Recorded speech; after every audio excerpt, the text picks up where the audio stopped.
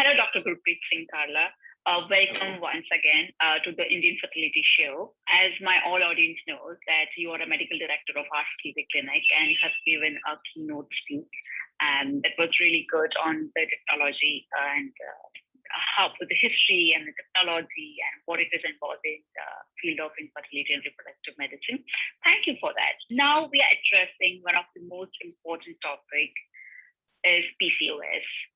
Commonly addressed in India as a PCOD.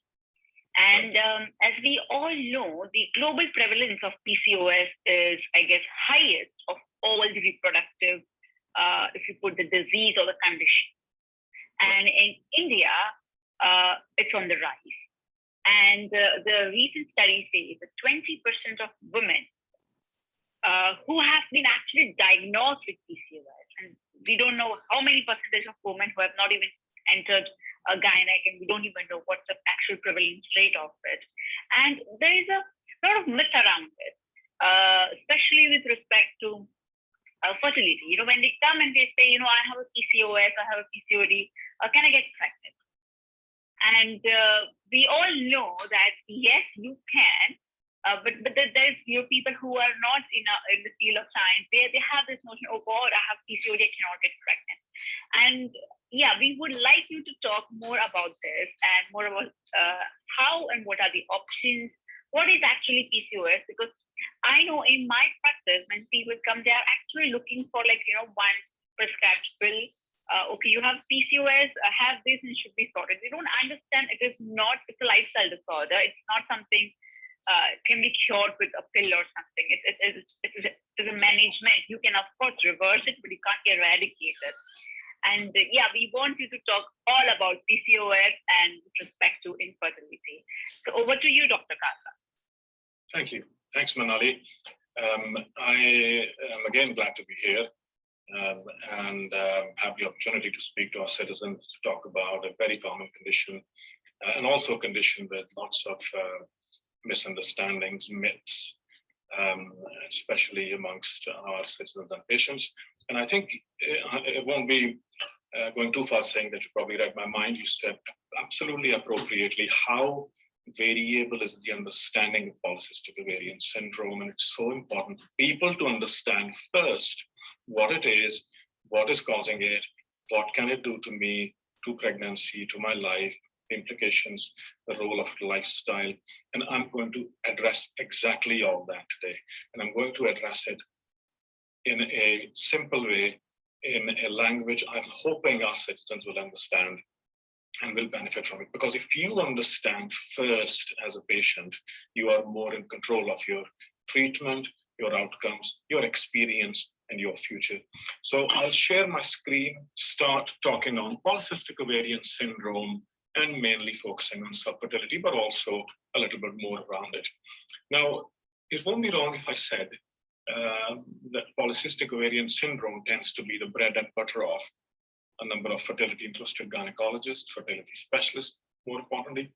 It is often that you will see a patient who will come to you suspecting they have polycystic ovarian syndrome, or as you said in India, it is called polycystic disease, in relation to subfertility, in relation to other problems. And it isn't, we know we did talk about that it is, the prevalence is high. And it's not only that the prevalence is high that brings patients, we'll talk more about the prevalence later on. And it's not only because of high prevalence that lots of women come to us because of their mind thinking, they're thinking that they have polycystic ovarian syndrome. It is also because it is more of a conundrum. It is a condition that is not very well understood, even by the scientists or the doctors, and leave alone that there is a lot of confusion around patients' understanding of this condition. So therefore, more women will come to you asking whether they have it, if they have it, what to do about it. Because again, the treatment-wise, there is a lot of, and the way it presents is it has many faces. So overall, it's a bit of a mishmash of a number of things, and it's therefore a conundrum in my opinion. And it's very important that one talks about it and understands it. So thank you for the opportunity. Now, first of all, I'd say the name polycystic ovaries is a misnomer. Now, women who are told they have polycystic ovaries start believing that they have cysts, ovarian cysts, and that is not true at all. So women with polycystic ovaries do not have cysts. It will be more appropriate to call it, if anything, polyfollicular ovaries, because what happens is that they have too many follicles or eggs, where follicles are the little bubbles, as you can see in this image. You can also see in the ultrasound image on this slide, these little round black areas accumulating around the periphery of the ovary, just under the shell of the ovary, a lot of these bubbles. These are follicles. These are little fluid-containing areas within which one egg is incubating in each one of them. And this is how the eggs grow in the ovary. And in these women, there is a large number of follicles collecting under the shell on the periphery, and it is also therefore described as a string of beads appearance. And that's typical characteristic of polycystic ovaries. So there are follicles, not cysts. That's the first thing. Now, I have exactly as you named some of them. That's why I said you read my mind. I've put here the questions that come to women's mind more commonly in a situation where they're thinking they might have polycystic ovarian syndrome. For example, they might say, what is PCOS, as you as well said? What is PCOS or PCOD, and how does it present itself? How do I know I've got it? Is it a common condition? What's the prevalence of polycystic ovarian syndrome or polycystic ovarian disease? Can it lead to difficulty conceiving? And if yes, how? Can I have a safe pregnancy if I have polycystic ovarian syndrome? Can PCOS harm me in other ways than difficulty in conceiving? Can PCOS affect IVF treatment? If yes, how? Can I help myself to improve my chances to conceive? So all these are the commonest thoughts and questions and dilemmas that come to our patients or citizens' minds, which I'll try to elaborate on, to talk a little bit more about in simple language. And I'll also at the end kind of try to talk about certain myths about PCOS. I hope that'll be helpful. So starting with, what is PCOS? So PCOS, it's a heterogeneous disorder of endocrine as well as metabolic function. It's called a disorder. This is important to note. First, it's called heterogeneous, which means that it can present in different ways in different women. It has many faces. So it's variable, it's heterogeneous. It's a disorder, not necessarily a disease to start with. It's a hormonal dysfunction to start with. And it can then lead to problems which can include certain diseases, and we'll talk about that. The common problems that it can present with, which are characteristic of polycystic ovarian syndrome, is having infrequent periods and therefore infrequent ovulation, which means these women will have periods every 2, 3, 4, 6 months. Therefore, they will also not release egg frequently, not every month, certainly not that, and therefore will be subfertile. They'll find it difficult to get pregnant. Their periods will be irregular, often absent or infrequent. In other words, every few months, not every month.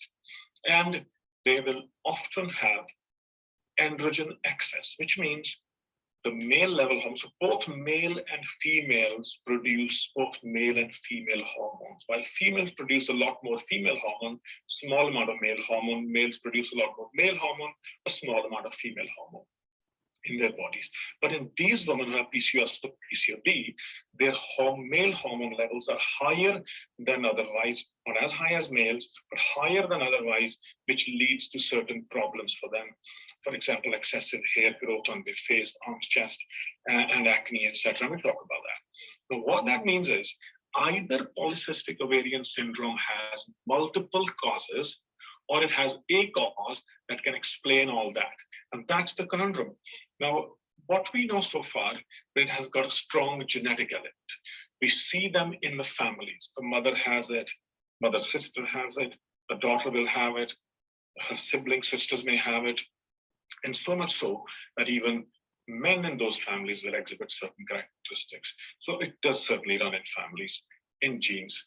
and there are certain lifestyles and behaviors and situations which can make it more prone to manifest itself.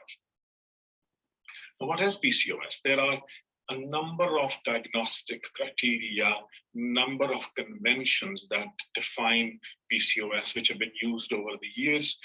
Not going too much into scientific part of it. I just name them, starting in 1990 with National Institute of Health in the United States. Then in 2003, there was a consensus between the American and the European societies. They met in Rotterdam in Holland, and they made a consensus criteria. In 2006, we had Androgen Excess Society, which focused PCOS, mainly looked at PCOS with androgen excess eyes. Sorry. And lately, in 2018, we had an update of the guideline or the convention to diagnose PCOS called CREPCOS guidance, which means or stands for Center of Research Excellence, Polycystic Ovarian Syndrome definition. Now, CREPCOS is basically, it builds up on Rotterdam, because Rotterdam criteria is the most accepted definition, which says if a woman, so you have to take 2 out of 3 of these following boxes I'm going to mention now. That a woman has infrequent periods, number 1. Number 2, there is excessive hair growth or hirsutism. Number 3, there is polycystic looking ovaries on scan. Now, it's important to note that in CREPCOS criteria, they are excluding the need for polycystic looking ovaries for women under 21 years of age. What that means is that in younger women, although their ovaries do not look polycystic or polyfollicular on scan, they may still start exhibiting symptoms of PCOS, one or the other symptoms of PCOS or PCOS, without having polycystic looking ovaries. So therefore, it's not a diagnostic criteria. And there are a couple of other things they've updated along management lines, et cetera, et cetera. So 2 out of these criteria have ticked. And even with androgen excess, the excessive hair growth criteria, it doesn't necessarily need to be a manifest excessive hair growth. If they're showing excessive androgens on a blood test, it ticks the box. So different ways to define it, but the most accepted definition is this: Rotterdam with top-up of CREPCOS criteria. Now, how does PCOS present? I've already said a little bit about it. So let us look at it in a different way. For all women presenting to a doctor with infrequent periods, which means period every 3 months, every 6 months, every 1 year, 1 in 3 of those women will have PCOS, not all. So all women presenting to a doctor with problems with having periods, they're not having periods, 1 in 3 of those women will have PCOS. However, if you flip it around and you say, how many women with PCOS have infrequent periods? I'd say nearly 100%. So if you flip it around and look at all women with PCOS, nearly all will have infrequent periods. If 100 women present to a doctor with excessive hair growth or hirsutism, 85 to 95% of those will be because of PCOS. So that's a very characteristic condition or symptom of PCOS. So nearly all women, 85 to 95% of women presenting with hirsutism is because of PCOS, and a small proportion because of other more fanciful and more rare conditions. All women presenting with acne, certainly treatment-resistant acne, 20 to 40%, which means 20 to 40 out of every 100 women presenting with treatment-resistant acne will be because of PCOS, and 5 to 10% of women presenting to a doctor with hair loss will be because of PCOS. Now, this is a typical male pattern hair loss. Now, you know that men, as they age, a lot of men will develop a bald patch in the middle of their head with some hair around it, peripheral hair. That's called male pattern baldness. Now, these women who have PCOS or genes for PCOS may just present with male pattern hair loss in their life. And all women presenting with some of that is because of anemias, et cetera, but also 5 to 10% of these women will be because of PCOS. So that's how it presents largely, apart from infertility, of course. It is a common condition, and what is the prevalence? In Caucasian population or in the Western world, it's about 5 to 10%, but it's higher, and in fact highest in South Asian women, particularly Indian subcontinent women. Now, that probably is evolutionary and genetic, and there are a lot of theories about it, why it is like that, and very interesting theories, and one can talk forever about it, but that's not the remit of this talk. Therefore, I'm going to not get pulled into that discussion, although it's one of my favorite topics. I'll stick to the prevalence being high in Asian or Indian women. It can be up to 20%, as you rightly said, but I think it's probably higher than that. And as you said, some of them are not diagnosed. So 1 in 5 women can get a diagnosis of PCOS in India. Can PCOS lead to difficulty in conceiving? And if it leads to difficulty in conceiving, how does it do that? Yes, PCOS does lead to difficulty in conceiving. It isn't such that women with PCOS cannot get pregnant. That was one of the questions you very rightly raised, that some women think that if they're PCOS, they can't have a child. That's not true. A number of women with PCOS can end up getting pregnant naturally and have a pregnancy and a healthy baby. But there is an increased risk of women with PCOS not being able to get pregnant. With treatment, with lifestyle changes, yes, the chances can get back to being improved, but they have a high risk of subfertility. And why does it happen? As I said earlier, a number of times, that these women are not releasing eggs every month. So normally a woman has a menstrual cycle lasting about 4 weeks or a month, and every menstrual cycle is meant to release an egg. So 12 times a year, even 10 to 12 times a year is pretty normal. But these women will not release an egg maybe once in a year, maybe twice in a year, maybe 4 times in a year. Therefore, naturally, the chance of conceiving will be correspondingly reduced. What else happens is, certainly in women who are obese, so a large proportion of women having PCOS are either overweight or obese. And anything above a BMI of 25, I'd say, is overweight. And it has a more impact on women of Asian origin than Caucasian women, high BMI or PCOS. So when these women are obese and have PCOS, they tend to have high levels of estrogens. Now, because they have so many follicles growing, each follicle is releasing estrogen as the eggs grow. And being there are too many follicles, the estrogen levels are high. Also, fat produces or metabolizes hormones to become estrogens. And therefore, their estrogen levels are high, and excessive estrogen present consistently tends to stimulate the lining of the womb or overstimulate it, and therefore being not suitable for implantation or having a successful pregnancy. I'd like also to add that PCOS comes with high psychological burden, which means that women who have polycystic ovarian syndrome manifestations, infrequent periods, will be stressed about it.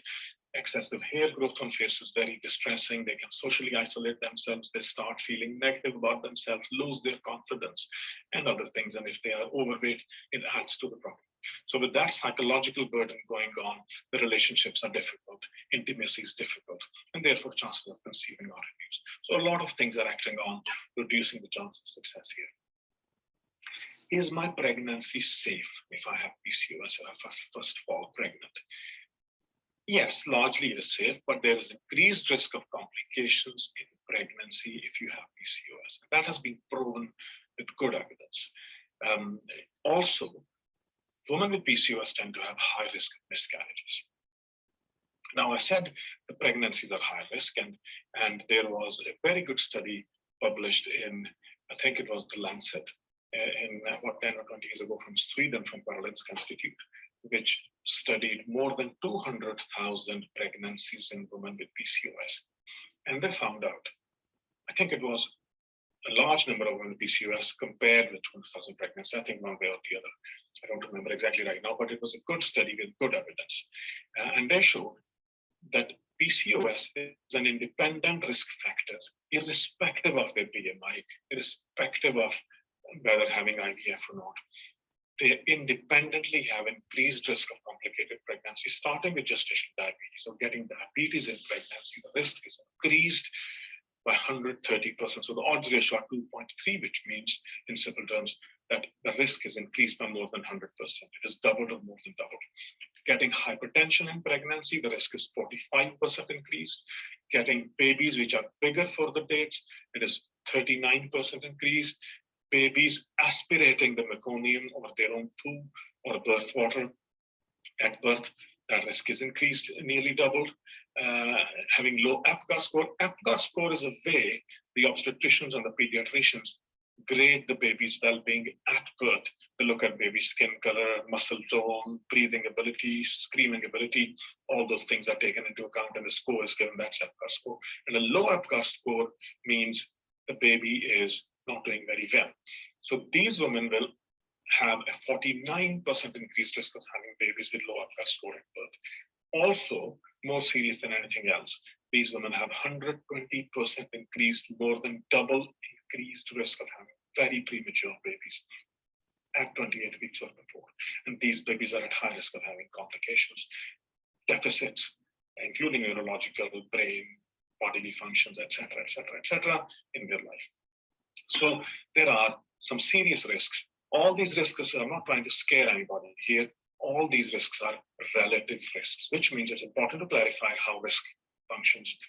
That if your risk of having a baby with low APGAR score is 1%, that risk is increasing by 0.5 percentage point. So it will be 1.5%. So small increase in absolute terms, but that is relevant because it's a serious risk. Similarly, very preterm birth. If your risk of having very preterm birth is 5% or 2%, it may be 10% or 4% instead of slightly more than that. It's not going to be 95, 100% that all babies will be very premature. It's not like that, but the risk is increased. It's important to understand how risk behaves.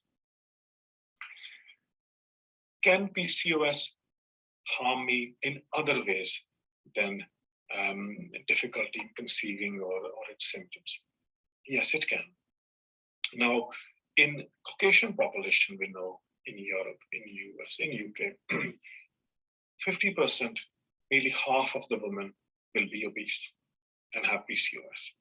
Maybe a little bit more, but there are some slim women having PCOS too. In Asia, in India particularly, that proportion, I think, is higher. It could be up to 60-70% women having PCOS are obese.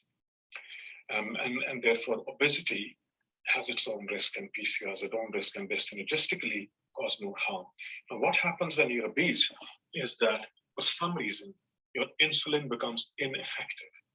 And therefore, you start living with high blood sugar levels because blood sugar is not being dealt with by your natural insulin. So you have high blood sugar, and therefore you may be having some sort of glucose intolerance or diabetes. Your insulin, and then your brain signals to the pancreas, which produces insulin, to produce more insulin because it is not acting, it's not working, it's not doing its job. So insulin levels go up in the body. High insulin levels have a tendency to raise fat in your blood. Okay, so insulin resistance is present in 10 to 15% of lean women, even with PCOS. So it's an independent risk factor for insulin resistance. And 20 to 40% of obese women because they have other reasons to have insulin resistance. So women with PCOS have nearly 2 to 6 times increased risk of having glucose intolerance or type 2 diabetes. And as you know, diabetes in itself is a lifelong condition. If you first get it, it really changes your life for the worse. And therefore, I mean, again, treatment is possible in a very good way these days, but it isn't like not having it. So yes, PCOS increases your risk of having diabetes. And if you remember, I said insulin resistance along comes also with high fat content in the blood. Now, if there is high fat, high cholesterol, high lipids in the blood, it is going to block your arteries. If your arteries are blocked, in scientific terms, causing atherosclerosis, the clogged arteries increase risk of heart attack as well as stroke. So you'll be at high risk of cardiovascular disease, ending up leading to heart attack, high blood pressure, and stroke. Now, more often in women, heart attack happens after menopause because for some reason, before menopause, women have a lesser risk of getting heart attack than men. So they're protected. But after menopause, if they have had PCOS, they have diabetes, if they're obese, everything multiplies the risk and they might end up having heart attack or stroke. Cancer, yes, there is a small risk of developing precancerous changes in the cells of the lining of, or even a small risk of getting cancer. So what happens is, as I said earlier, estrogen levels in these women are very high. And high estrogen levels, and there's a consistent presence of high level of estrogen exposure. And the lining of the womb is very sensitive to estrogen. So it's meant to grow and develop in response to estrogen in a normal menstrual cycle in the first half as the follicles are growing, because they're producing estrogen. And they're actually making it ready for conception. But in these cases, it has gone to an extreme level. Therefore, the lining stays under stimulation continuously for a long, long time. That can lead to precancerous changes in the cells, endometrial hyperplasia, with or without precancerous changes, and a small risk potentially of developing cancer of the lining of the womb over many, many years. You're talking 10 to 20, 30, 40 years. You're not talking about a week, 2 weeks, 3 months, 6 months, 1 year, 2 years, no, not like that. It's many, many years, and the risk is very, very small. So again, I'm not trying to scare anybody here. However, what is interesting is that there are other estrogen risk sensitive cancers that happen, for example, breast cancer, which does not happen, which was seen to have high risk in women with PCOS. And similarly, there's no risk of evident of high risk of ovarian cancer. Can PCOS affect my IVF treatment? And if it does, how does it do that? Yes, it can. Now, what happens is, let me go back to basics, as I said, and it's important to understand. I said that in women with PCOS, it's more like polyfollicular, not polycystic. So they therefore have a large number of follicles containing eggs growing in the ovaries. Each follicle produces estrogen, we said that. And because there are a large number of follicles, when you have IVF, while in a woman without polycystic ovaries, you may have anywhere in a normal range about 8 to 15 follicles growing. In women with polycystic ovaries, there may be 20, 30, 40, 50 eggs in each ovary. And imagine if all those eggs start growing in response to stimulation by hormones, and each follicle needs to be about 2 centimeters or 2.5 centimeters before the egg is mature and it can be taken out. A woman having 20 to 30 to 40 of these follicles, 2.5 centimeters each, in each ovary, the ovaries grow up, become big, dense, painful. They are like footballs in the abdomen. 2 of those, and they can press your bowel and everything else up into the diaphragm. The diaphragm presses into the lungs and can make breathing difficult, pain, bloating in the abdomen, and all that, along with high levels of estrogen. Now, high levels of estrogen, what they do is they do 2 things. One, they make blood sticky or thick or prone to make clots. So these women can make clots in veins or arteries. Now, for example, commonly deep vein thrombosis, clot in the legs, or pulmonary embolism, clot in the lungs.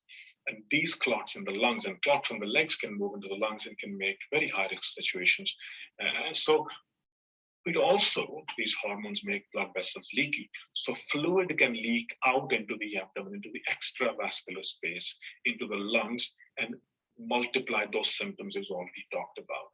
Now, if they get clots, if they're not able to breathe, the lungs full of water, abdomen full of water, these women sometimes need intensive care admission. And so ovarian hyperstimulation syndrome, as it is called, OHSS, is one of the serious dreaded complications when it gets serious. A mild degree of OHSS more commonly happens, and in safe hands, in a good clinic, with a doctor who understands ovarian hyperstimulation syndrome, it's easy to deal with it. Nowadays, as I said, in good clinics, in safe hands, in experienced hands, women do not get OHSS, or they get very mild OHSS, and we can deal with it.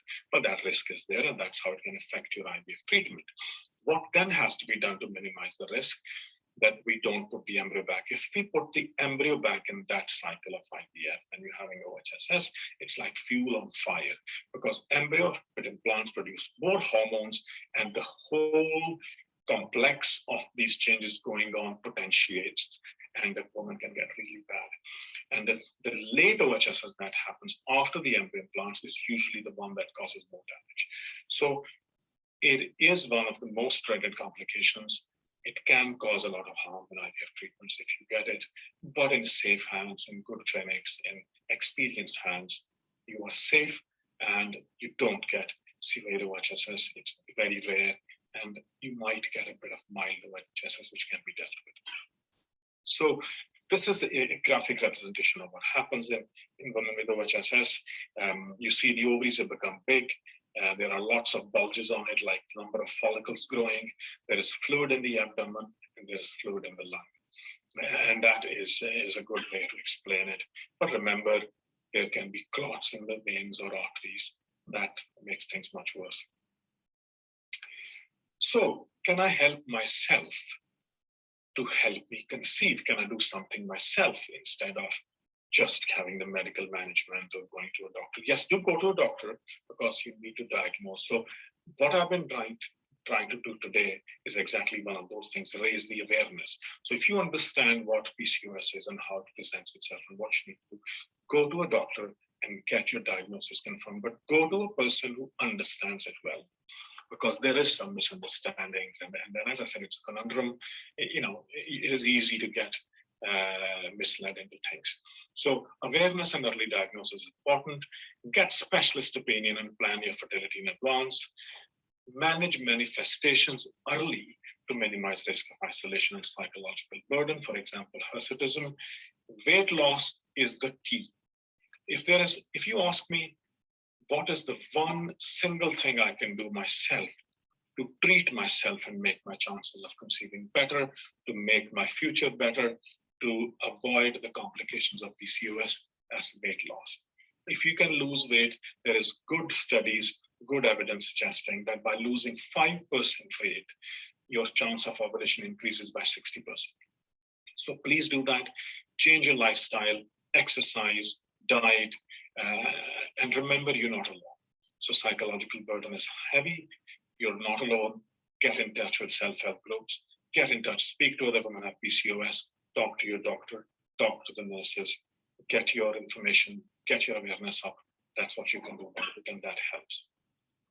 Now, common myths around PCOS. I must declare this in the last slide, and I hope I've made you more aware of PCOS and how it behaves. So some women believe that it causes weight gain. I'd say generally not. PCOS does not cause weight gain, but if you are prone to have PCOS, you've got genes that can cause PCOS, and you gain weight and across a certain threshold, you get into the range of overweight for BMI above 25 or BMI versus above 30. If you're obese, you are going to start getting manifestations of PCOS. Some women believe you only get it if you're overweight. Well, it isn't true that you get it if you're overweight. As I just said, you are prone to it, and by gaining weight, you manifest it.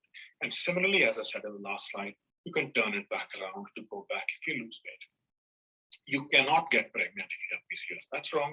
You can get pregnant, but the pregnancies will be high risk, and you have high risk of miscarriages. If my menstrual cycle is irregular, I have PCOS. No, that's not true always.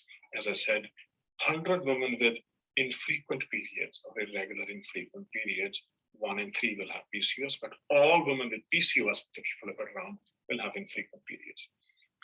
If I'm not trying to conceive, I don't need to worry about it. That's wrong. As I said, become aware of PCOS. If you're suspecting, get your diagnosis and start working on your lifestyle to improve chances of having all those other risks from PCOS, like diabetes, like cardiovascular disease, like stroke, like a small risk of cancer. All those things can happen. So you can see yourself that if you manage to intervene and change your lifestyle and lose weight, I can't stress it enough. If you lose weight, change your lifestyle, get yourself healthier. On one hand, you're looking at a life with all those conditions and obesity. On the other hand, you're looking at yourself as a slim, healthy woman who's managed to avoid all those complications and has a family. That's the difference. Okay, not having a period every month is harmful to my health.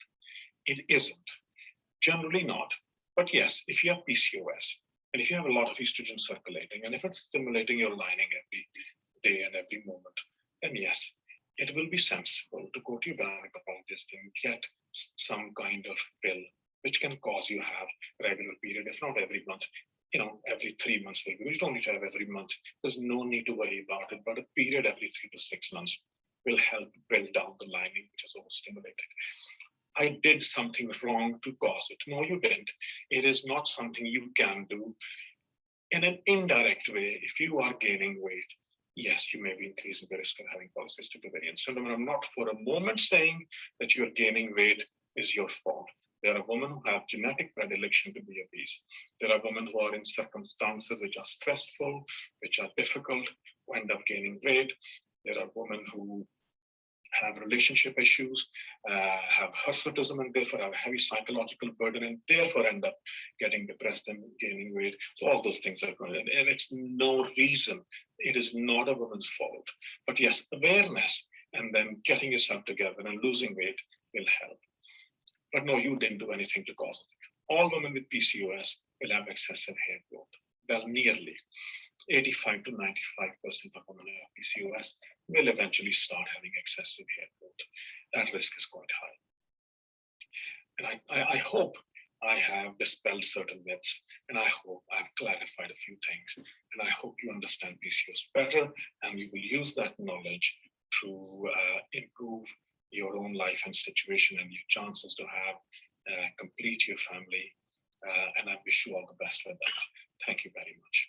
Thank you, Dr. Kalra, so much for giving your time to the Indian Fertility Show and telling us and giving us this presentation and giving this overview of PCOS, which I'm sure my audience would have enjoyed and would have understand all the key concepts of PCOS. And I'm sure now they are more educated and well informed, and they know what to talk to the doctor, what to expect, and everything all about it. Thank you so much.